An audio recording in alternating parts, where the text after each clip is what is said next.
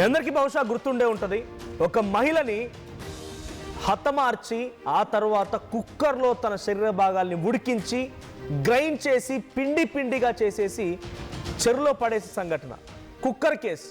So మీర్పేట్కి సంబంధించిన cooker case గురించి ఒక అప్డేట్ మీ ముందుకు వచ్చాను. సో మీర్పేట్ గురుమూర్తి తన భార్యని హతమార్చి, వెంకటమాధవిని హతమార్చి ఆ తర్వాత దాన్ని మిస్సింగ్ కేసుగా మార్చాలనుకున్నాడు. కానీ ఎంత ప్రయత్నించినా కూడా పోలీసులు ఆ కేసును చేరించారు. సో ఇక్కడ ఫోటోలో కనిపిస్తున్నటువంటి ఆ మహిళే గురుమూర్తి భార్య వెంకటమాధవి. సో పైన ఫోటోలో కనిపిస్తున్న వ్యక్తి గురుమూర్తి, ఇదే కుక్కర్ ఎగ్జాక్ట్గా. సో ఇటువంటి కుక్కర్లోనే గురుమూర్తి తన భార్యని తన భార్య హతమార్చి శరీర భాగాల్ని ముక్కలు ముక్కలుగా చేసేసి ఇదే కుక్కర్లో పెట్టి ఉడికించి ఆ తర్వాత పొడిగా చేసి చెరువులో పడేశాడు.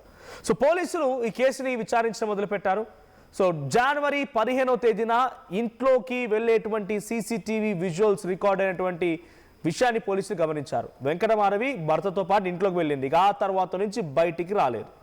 ఆ బకెట్ పైనటువంటి చిన్న చిన్న టిష్యూస్, అంటే బకెట్లో ఏదైతే హీటర్ పెట్టి తన కాళ్ళని లేకపోతే ఇతర శరీర భాగాల్ని వాటర్ హీటర్ వేసి ఉడికించాడో ఆ హీటర్ పెట్టిన దగ్గర కొన్ని టిష్యూస్ కనిపించాయట. ఆ తర్వాత కుక్కర్ని కూడా ఇన్వెస్టిగేషన్ కోసం తీసుకుంటే ఆ కుక్కర్లో కొన్ని టిష్యూస్ ఉన్నాయంట. ముక్కలు చేసిన దగ్గర ఆ కత్తి అండ్ అదే చెక్క బల్ ఉంటుంది కదా, సో దాని మీద కొన్ని టిష్యూస్ లభించాయంట. ఈ టిష్యూస్ ఆధారితంగా వెంకటమాధవియేనా అనే విధంగా అటు తల్లిదండ్రులది, అంటే వెంకటమాధవి తల్లిదండ్రులది, ఆ తర్వాత అటువైపు వెంకటమాధవి ఇద్దరు పిల్లలు కూడా ఉన్నారు. సో ఇద్దరిని DNA పరీక్ష చేస్తే వెంకటమాధవి అని కన్ఫర్మ్ అయిపోయింది. ఆ తర్వాత గురుమూర్తి పోలీసులకి ఛాలెంజ్ చేశాడు, నేనే చంపానని ప్రూవ్ చేయండి అని చెప్పి ఇటు వెంకటమాధవికి సంబంధించిన మరణం విషయంలో పోలీసులకు ఛాలెంజ్ చేశాడు గురుమూర్తి. ఇది చాలా బిగ్గెస్ట్ టఫ్ టాస్క్గా మిగిలిపోయింది. సో ఎంత విచారించినా ఏమి చెప్పడం లేదు. పోలీస్ స్టైల్లో విచారించారు, ఎంత విచారించినటువంటి సమాధానం రాలేదు. ఇక చివరాఖరణ పోలీసుల ముందు తన కన్ఫెషన్ చేసిన దాంట్లో తన మరదలతో వివాహేతర సంబంధం ఉందట. ఈ వివాహేతర సంబంధమే వెంకటమాధవి హత్యకు కారణమైంది. సో వెంకటమాధవిని హతమార్చడానికి తన మరదలతోన వివాహేతర సంబంధమే కారణమంట. మరదలతోన వివాహేతర సంబంధాన్ని గుర్తించిన తన భార్య పలుమార్లు పంచాయతీలు కూడా పెట్టిందంట. పంచాయతీలు కూడా అయ్యాయి, పంచాయతీలు కూడా జరిగాయి. వద్దని చెప్పి వారించారు, బెదిరించారు, అదిరించారు, అయినా కూడా గురుమూర్తి వినలేదు.